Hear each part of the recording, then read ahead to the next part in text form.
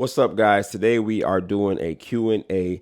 I have comprised all of the questions that you guys had for me, and I just wanted to say thank you guys for even participating. A while back, I asked on Instagram and Twitter to just send me any questions that you may have, and we're going to do our best to answer them on YouTube. So thank you guys for participating. I got dozens of questions. A lot of them are very common. I saw a lot of reoccurring questions like, what camera do you use and how did you get into photography and things like that. So I've narrowed it down to 30 questions, but I love Q&As. I feel like it's cool. It gives me something to talk about. And also gives you a chance to pick my brain. So let's dive right into it. All right. First question. Is your actual name Reem? No, my name is actually Kareem, and Reem is just pretty much the shortened version of my name. But my wife took it a step further and made it an acronym. She said, let's make it stand for reliving each and every moment. And I was like, yep, that's it. That's it. I can vibe with that. So reliving each and every moment is literally what we stand for. And we want our clients to feel that way when they look at our photos. So yeah, people call me Reem now most of the time. So when I'm around, most people refer to me as Reem. So it's kind of something that just kind of grew on me. But my real name is actually Kareem Virgo. So yeah, last name is Virgo. It is not a joke. A lot of people ask me that. Was I born in September? No, I was not. I was born in February. I guess you could say I'm Aquarius, right? Yeah. So, and I guess I have the best of both worlds. I'm a Virgo and an Aquarius in a way, right? I guess. I don't know. But I don't really look too far into that stuff. But yeah, real name is Kareem. Where are you from? I am born and raised in West Palm Beach, Florida. My mom and dad was born in Jamaica, so I am of Jamaican descent. My mom was born in Montego Bay. My dad was born in Montego Bay as well, actually. So they both were born in Montego Bay, but my mom was raised in Kingston. So she likes to call herself, a roughneck. She was in the tough streets, you know what I mean? So born and raised in West Palm Beach, Florida. I've been here all my life. I love it here. I honestly can't complain. There's so many things, so many opportunities in Florida. I feel like you have so many different types of things in Florida that you can explore. I'm a little bit biased. Hey, people talk about the humidity. People talk about there's hurricanes here all the time. We haven't seen one in years, knock on wood. Alligators, all that good stuff. I'm like, yeah, if you're by the swamps, then maybe you'll see an alligator. But no, all those things people say about Florida, you probably won't even come across it. Beach is right up the street, even though we are long overdue to go to the beach. Yeah, Florida is our place. All right, question number 3. Did you always know you wanted to do photography? No, I did not. I had no idea that photography would be something that I would pursue. It was not on my mind. It was not something that I thought was even at any point that it was something that I would do. It was something that I stumbled upon when a friend of mine asked me to help him out with a photo shoot. I fell in love with photography at that time, and I literally bought the same camera that he was using. It was a Canon T3i. I just fell in love with it and decided to just dive into photography head on. But I'll have another video on that. Question number 4. What camera do you shoot with? So I currently shoot with Canon's EOS R5. It is hands down probably my favorite camera of all time. Most of the time, the camera that you start with is the camera. Most of the time, the camera brand that you start with is the camera that you still end up using. I find that to be very common amongst most photographers. Every now and then you see people switch, for various reasons. But Canon has been my go-to ever since I started photography, and the R5 has been fantastic. I actually own 2 of them. And I have an R6 as well as backup, especially being a wedding photographer, having multiple cameras, you just don't know what could happen on a wedding day. So having multiple cameras is very, very beneficial. But EOS R5, love it. I'll probably talk about that separately as well. All right. So what software and apps are you currently using and why? Okay, so editing wise, I'm using Lightroom for my color grading, Photoshop for my detailed retouching. So Lightroom, the color styles that you see, the tones, that is all on Lightroom. And then Photoshop, I get into more detailed skin retouching, such as frequency separation, blemish removal, hair flyaways, removing objects, things like that. That's more detailed in Photoshop. As opposed to different softwares that I use, in order to cull my photos, I use photo mechanics. So culling is a process of loading up all your photos on the computer and sorting through them to narrow it down to a gallery that's more seamless. So, you're not going to deliver to your client 10,000 pictures, right?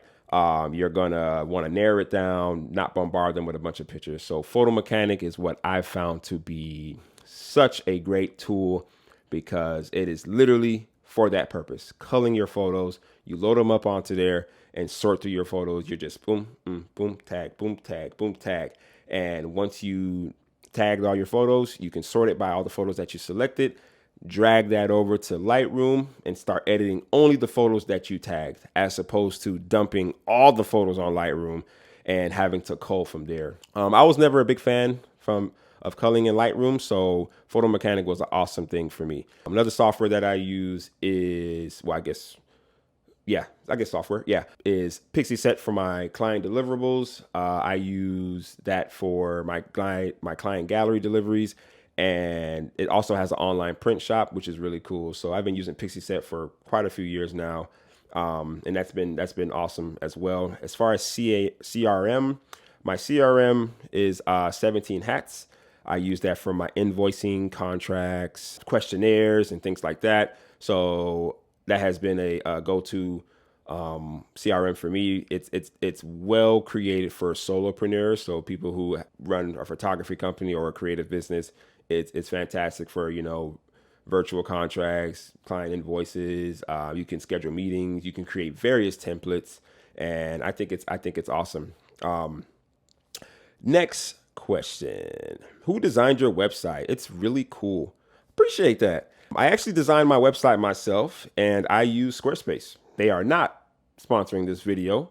I just love Squarespace. I think it's awesome. I think it's very user friendly, and you can use it as a beginner, honestly, because they make it so easy for you to build your website, and you just kind of draw inspiration and see what works for you.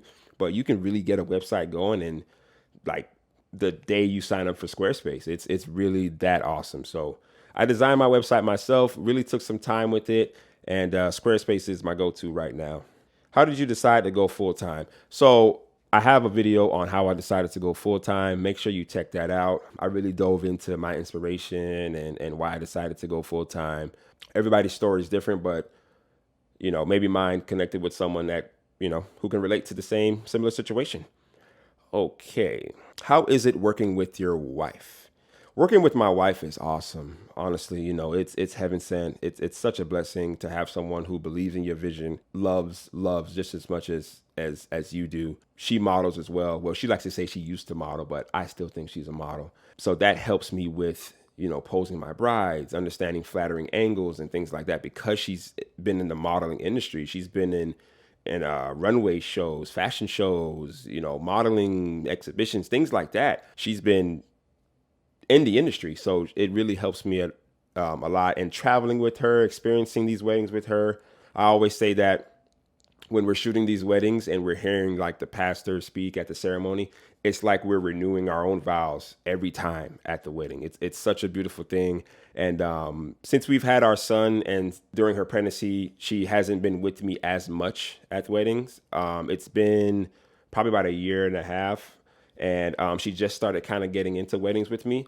But her not being there was definitely felt, and it was actually felt by a lot of my clients as well. So they'll actually be like, where's your wife?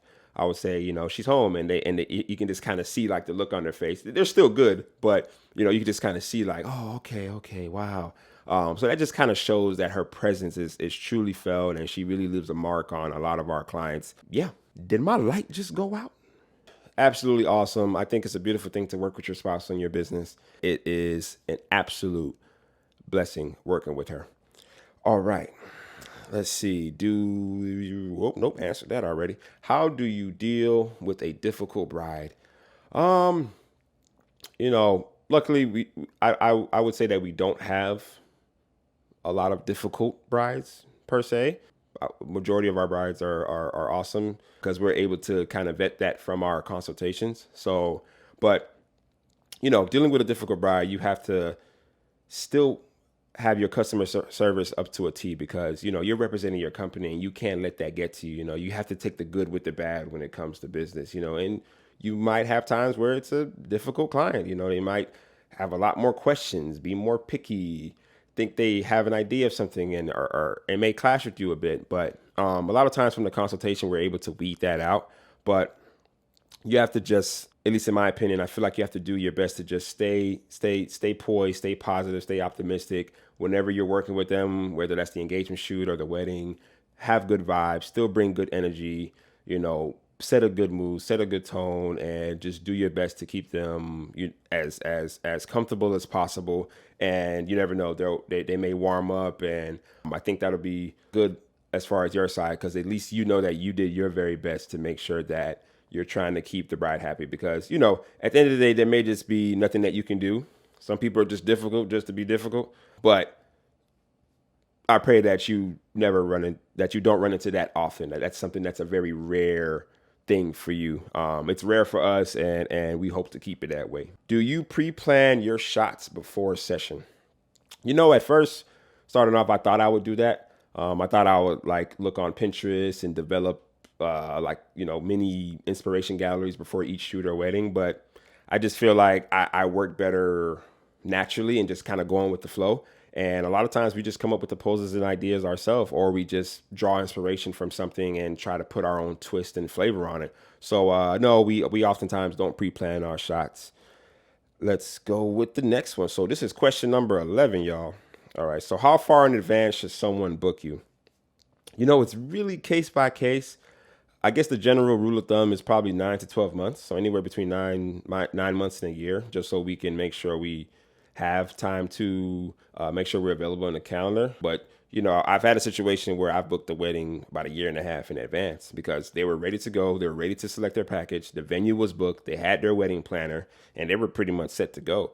So it really all depends. But I would say that when I see an inquiry for a date that's way out there, like 2025, I am going to question it a bit because I want to see okay, are you just inquiring so early just to inquire, or are you really serious about this? So it's really case by case, but I guess general rule of thumb would be about 9 months to a year. Question number 12. Any tips or tricks you can share when posing a couple?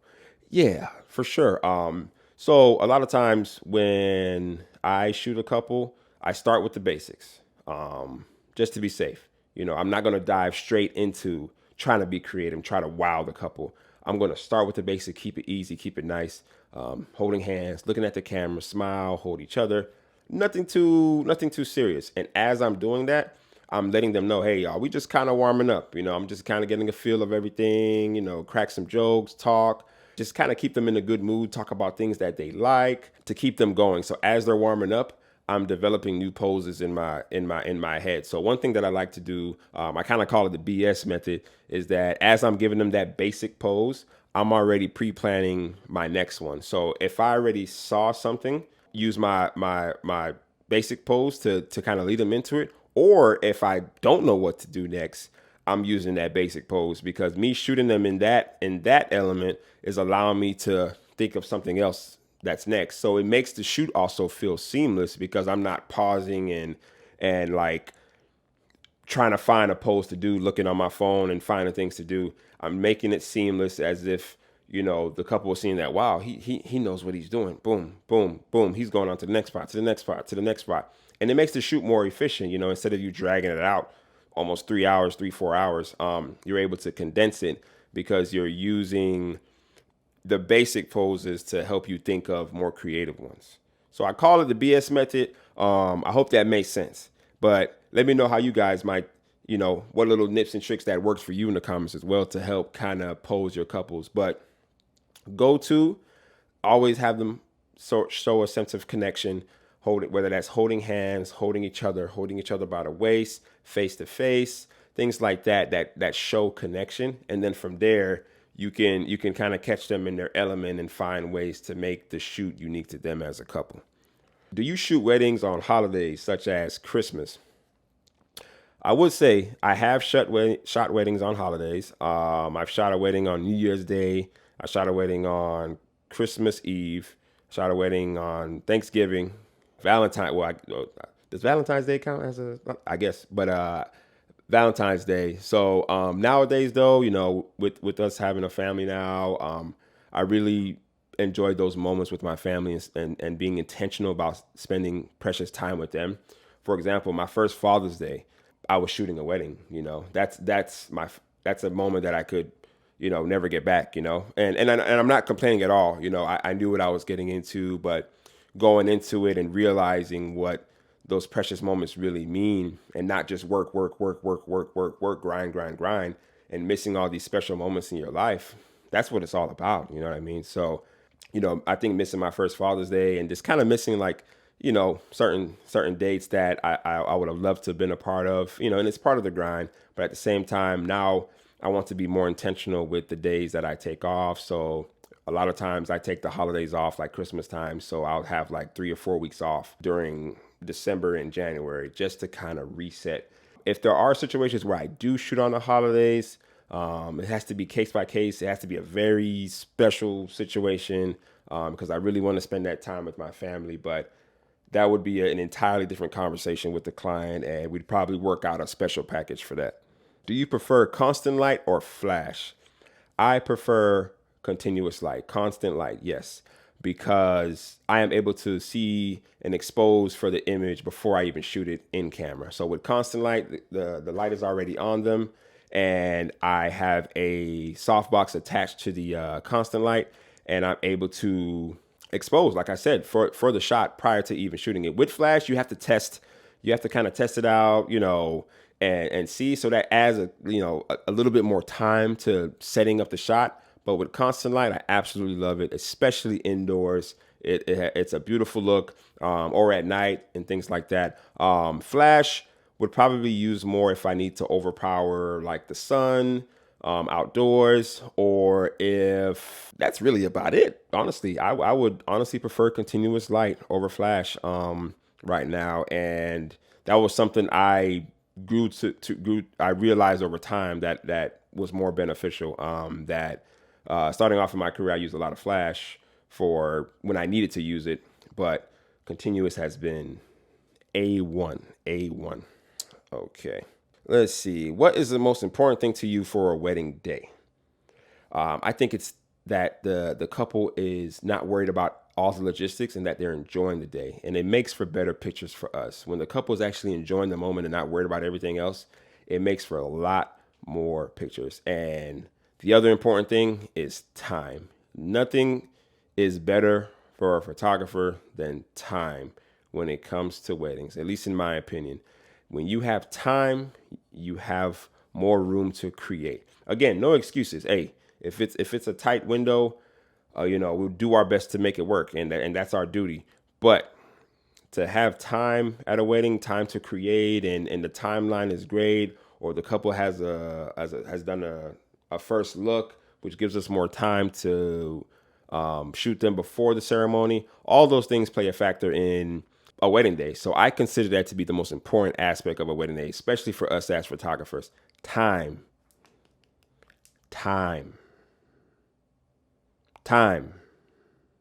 Okay. All right. So let's see. What question are we at now? We are at number 16, y'all. Halfway. So let's see. What is your biggest pet peeve at a wedding? Not having enough time. Let's see. Do you have presets? Yes, we do have presets. They are on my website. I have my V1 and V2 packages. They are combined right now as a bundle deal.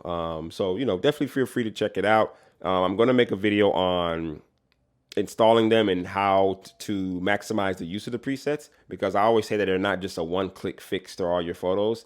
I believe that preset should be a starting point to help you develop your own style, but this is to help kind of give you like a head start when it comes to your editing, to streamline your processes, and from there you can develop something for yourself. So my presets are on my website, and the link is in my bio as well. It's also on my channel page. You'll see the link there to my presets. Definitely feel free to check them out. If you could only shoot a wedding with one lens, what would it be? It would probably be the 28-70 Canon. It is f2, which means that it's pretty much the same background blur that you would get from a prime lens built into the body of a zoom lens. So it's really a hack of a lens. The 28 to 70 is a beast, and I mean that literally. It's huge. It's big. It's ginormous. I mean, you look at this thing. Like it takes up like it's probably bigger than the 70 to 200. It's massive. But a lot of people have complained about the size of the lens. I personally don't really have a problem with it. I've honestly become accustomed to it. I love it. Yes, it's big, but it's really not that bad to me. Just be mindful. It may wear on your wrist a little bit before the end of the wedding day, but to me, I think it's worth it. I think it's a fantastic lens. It's a hack of a lens. It's sharp. It's crisp. The colors are immaculate. The image quality is fantastic. And I mean, to have a lens that goes 28 to 70 f-stop 2 in low light situations, you're still pretty much good to go. So I can't even count how many times it's been so clutch to me on wedding days. Pairing that with a 85 millimeter on a wedding day.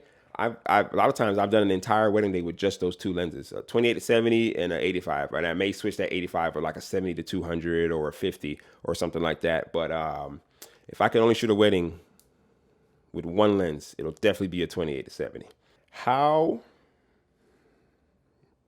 do you make your couples comfortable in front of the camera?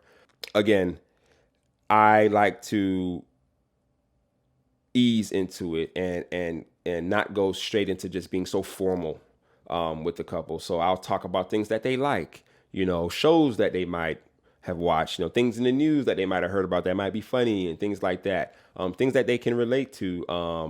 When you talk more about the interests of the couple, it shows that you care about them. You're vested in them. So I like to talk about their interests. And then from there, it sparks so many different conversations. And as we're going along through the shoot, a lot of times they just warm up and get way more comfortable in front of the camera. So by the second half of the shoot, they're like, oh, okay, this wasn't that bad. So definitely ease into it with your couples and don't just go straight into being so formal. I think it makes for a more seamless experience and it helps them open up more to you, because the more they open up, the more comfortable they are with just shooting with you, because now you're starting to feel more like family as opposed to just someone that we hired for pictures. All right, let's see. How do you coexist with the videographer at a wedding? Great question. With us, we just always do our best to communicate with the videographer, right? We're both there for the same mission, and that's to capture our client.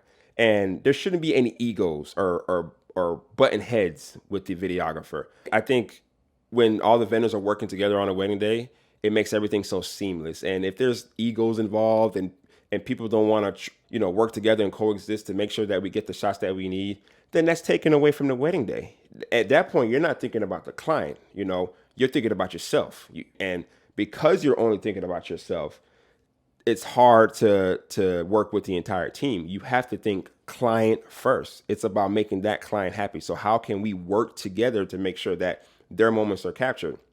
So how can we work together to make sure that I'm getting the time that you need, you're getting the time that you need? So a lot of times we'll flow off of each other after we talk and communicate, hey man, I'm going to get these shots, and if you want to follow or get the same shot, you can. Feel free to switch it up if need be. But just as long as we're bouncing back and forth and getting the shots that we need, there shouldn't be any issue working with the videographer. I think you have to have, it's all about your heart, right? It's all about your intentions and how you approach, your clients. If 9 times out of 10, if you put your clients first, a photographer and videographer should be able to work seamless and focus on the greater mission, and that's keeping the client happy. What inspired your style? Numerous things. I paid attention to different photographers, and I would pull what I like most from those different photographers and see how I could mold that into my own style. So if this photographer is great at retouching, if this photographer is great at lighting, if this photographer is great at posing, this photographer has great composition skills, I've tried to find my favorite photographers in all those aspects and mold it into my own style. And then from there, create kind of my own flavor. But in terms of my tones and colors and things like that, I knew I always wanted kind of a cinematic feel where you feel like you can just kind of reach into the photo and like almost touch the couple on the shoulder or something like that. I wanted to feel like you were watching your favorite movie, romance movie, and that you hit pause at the best moment. So something very cinematic, almost like you're watching a photo movie in a sense, you know. So that's kind of the Reem effect, if you will, that we've tried to really develop for ourselves, because for a while we I would say that we really had a tough time kind of identifying, you know, what is our style? Okay, what is something that I want to have that I feel like people can see and go, okay, that's Reem's work. I can tell.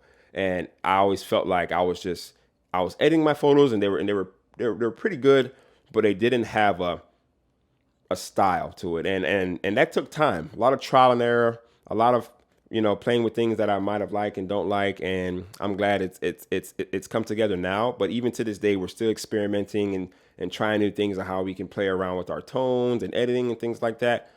Because it's a continuous growing process. And I never want to get too stagnant when it comes to our style, because, you know, at that point you reach a point where you're just like comfortable, and I always want to keep growing and growing and growing. So that's how I would pretty much say it inspired our style. All right. What are some of your expectations of a second shooter from a wedding? Great question. One of my second shooters said something very, I thought was very good. He said, if I'm second shooting for you, you just so happen to lose all of your images and I only have mine, I should have enough good photos to at least give you a decent gallery to give to the client. So my photos alone should be good enough to still be delivered as a solid gallery. And I was like, wow, man, I mean, no pressure, you know, that sit really well with me. It showed that the intentions were pure, and that it shows that it's a second shooter that takes initiative. So some of the things I look for in a second shooter is taking initiative, meaning that going out of their way to do things that I may not have even asked them for, you know, just going out of their way to really be a help to the team. Because it's the same way if you had somebody second shooting for you, how would you want them to represent your company? You're going to do your best, you know? And I always say second shooting is awesome, because you're not dealing with the things that the lead photographer has to deal with. And that's the deliverables, dealing with the client, the contracts, the communications, the planners, all that good stuff. You're just there to capture those moments, hand it off to the photographer, and gain an experience at the same time. And a lot of times there's photographers who even let you keep your copies. So you can use that for your own personal portfolio or your own personal practice and with your editing and things like that. So second shooting I think is a great way to have your foot in the door and really learn process, continue to grow, and it allows you to be a little bit more free, because it's less pressure on you. You can play around with different angles, you can get different perspectives and things like that. So you can't have an ego and be a second shooter. It just won't work, because your intentions are like, okay, how can I get my name out there? You know I'm second shooting and all, but you know, this is my opportunity to grow my business. And you know, actually, if you were pure about what you're doing and being helpful with the team and of the best interest of the team, that in itself would bring more business to you and your company. Because why? I can even refer you to other photographers who may need a second shooter for a wedding or what have you. Or, you know, just different opportunities may come naturally, because that lead photographer wants to work with you more. They're going to keep giving you more business. They're going to keep putting you in positions to work with better weddings, more clients, and things like that. So as long as your intentions are pure, you take initiative, you don't just do the bare minimum, you just don't go there to take pictures. I think second shooting is a great thing to do. And I probably got a little bit off topic with your question, but I feel very strongly about second shooters, because it's not something that I unfortunately get to do much of anymore, but I do understand the importance of it, and it's a powerful position. Okay. How did you land your first destination wedding? So to be honest, I think my first few destination weddings, actually probably my first 2 or 3, decided to offer a special package. This is full transparency here. So I offered the client, as long as they cover my travel expenses, so flight, hotel, things like that, the wedding is at no charge. So I'm shooting it at no cost, but you just cover my travel expenses. And that allowed me to build a destination portfolio to be able to market to people to go, hey, see, I am a destination wedding photographer. And, that alludes to a point of mine that might make another video on this as well. You know, you might have to do things for free, at least I did, to get my name out there. I did a lot of shoots for my couples for free. Well, not my couples. I reached out to 10 to 12 different couples and I said, hey, I'm looking to build my portfolio. 1 hour shoot, bring a nice outfit. 9 times out of 10, they're going to say yes. Who doesn't want a free shoot, right? And whenever you slap the word free on something, odds are they're going to take it. And I always say I can't market my store if I have nothing on the shelves. So in this situation, your shelves is your portfolio. So building that portfolio and having something that you can use to showcase to potential clients was key to me. So I was able to capture those couples, whether they were engaged, married, or just boyfriend and girlfriend at the time. I did that and just utilized that as my marketing on my social media. And from there, people started to see that, okay, you must do weddings. I see all this content. You must do a lot of weddings. So that really helped me a lot. But that's how I landed my first destination wedding.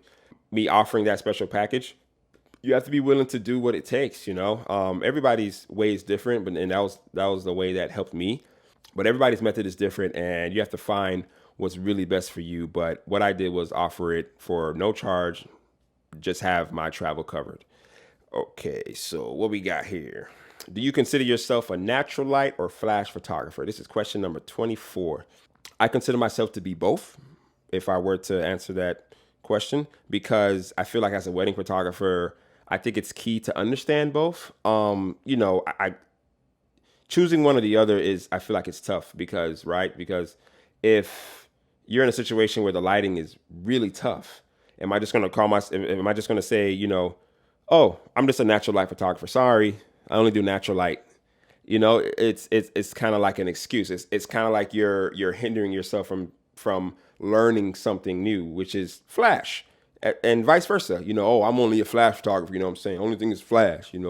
Everything strobe light. Okay, cool. What if the client wants natural light? What if they don't want it so editorial or punchy?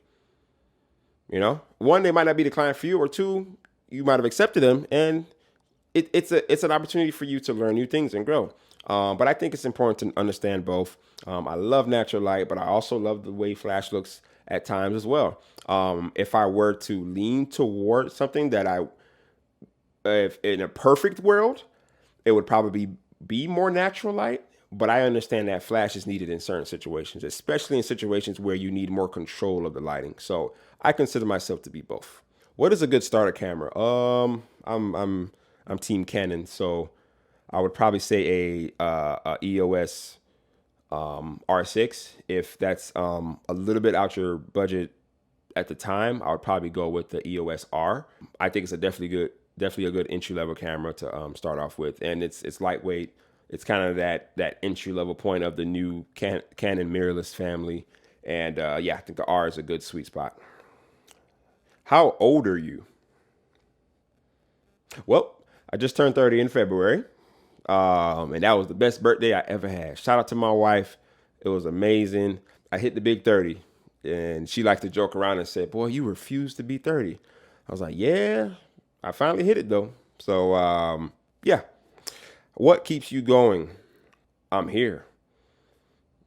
God gave me 2 hands, 2 eyes, 2 feet, the ability to create, the ability to do anything, the ability to start my own business, run my own company, do things, help people. I'm a very simple person. I think the fact that we are able to do what we're able to do is all I need to keep me motivated and inspired. I like to consider myself a self-motivator, and I'm very thankful for that. I just look at the simple things in life, and I'm just grateful for being here. I think that sense of gratitude for life in general is what keeps me going. It doesn't take much to motivate me. I'm inspired by being an inspiration to other people. I'm inspired by being that motivating factor in my family. I'm inspired by just being a great positive light to people, motivating people. I love motivating people. I love uplifting people. I love being positive. I love being an inspiration to my friends. I love that my mom is proud, my dad is proud. My son, making him proud, making him be inspired that his dad is just out here trying. That's the most we can do. And that's honestly what keeps me going. That's what keeps me motivated. It's very, very simple in life. We could either choose to try to be something or just sit around and be nothing. But I don't think God put us here to just sit around and be simple. I think we all have a purpose in life, and I'm just gonna keep going and enjoying the journey. And I don't believe in making it per se. I enjoy the journey more than the destination, because for me, the destination is actually the journey. That was a bar. But yeah, the destination is actually the journey itself and enjoying that. So that is what keeps me going, and that's what keeps me inspired. Do you have any advice for photographers who's looking to get into weddings? For sure. I think offering your services as an assistant, getting your foot in the door, even if it's just to shadow a wedding, is a good way to kind of get your foot in the door and just see how things work, how things move. A lot of times we might get discouraged if we reach out to someone and they don't answer or something like that. But you just keep trying, and someone will respond, and it could be someone that you connect to, honestly, and just kind of get your foot in the door. A lot of YouTube, I didn't take any courses, or I was self-taught. So my learning for me was trial and error and experiencing weddings. So I would say just kind of dive into it and see who you can reach out to who has experience in the wedding photography industry. Just ask them to shadow them and gain some experience. And then over time, you can eventually second shoot and just connect with those different photographers. But I think one of the best routes is connecting with the photographers, because they're the ones who are capturing the weddings, and you can get a firsthand view of how it really works. What do you love most about weddings? I love the fact that it's one a journey.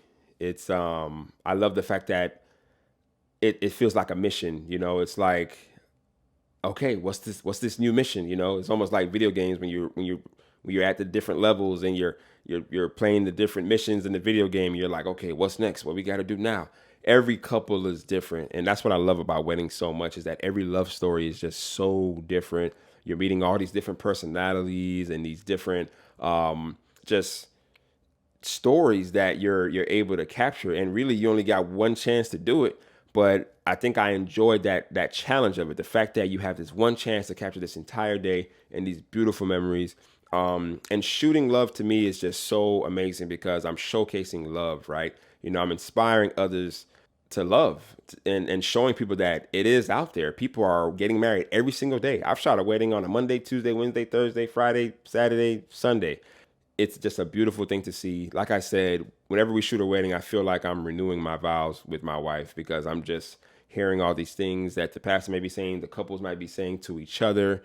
It's just a beautiful thing to see, and that's what I love most about weddings. Is just the actual love between the couple, and that is just a different love story every time. All right, this is question number 30, y'all. Okay, seriously, how do you do it? I just do it. I think Nike has one of the best slogans. Just do it. It's really that simple. We spend so much time waiting for like the perfect moment, or just waiting for something to start, when you just start. You just do it. Even me, having this channel and deciding to step out and use my voice. It's me just doing it, because I think a lot of times we tend to hide behind our cameras as opposed to speaking in front of it. The more you wait, the more you're going to build up that just okay, I'll do it tomorrow. I'll do it tomorrow. I'll do tomorrow when I get this done, or when I get that done, or when I get this done. I always said that I wasn't gonna get into speaking and educating until I feel like I caught up on, at least most of my work, and that I'm caught up at like all the way up until today with my editing and things like that. But this is something that I feel like it's a new thing in my life, and I want to be able to break through that barrier of hesitating to do it. So I say that to say the whole premise of how I've even gotten to this point in my life is just doing it. Just literally getting up and say, why not? I'm not hurting anyone. I'm not doing anything that's negative. It's all just positivity and trying new things. And hey, some things may work, some things may not. But that's the beauty of it. You know what I mean? So, hey, just get up, do it. There's nothing to wait for. There's no perfect moment. There'll never be a perfect moment. They say the time you spend waiting for a perfect moment is the time that you'll never really start to actually do what you want to do. So get right into it, and just find ways to stay inspired by looking at other people as motivation. Other people should be a sense of inspiration, not intimidation. And that's how I keep myself going as well, looking at my peers who are still working, still going hard, and it keeps me excited and motivated because it's like, okay, let me stay on top of my game. You know what I mean? So that's how we do it. We just do it.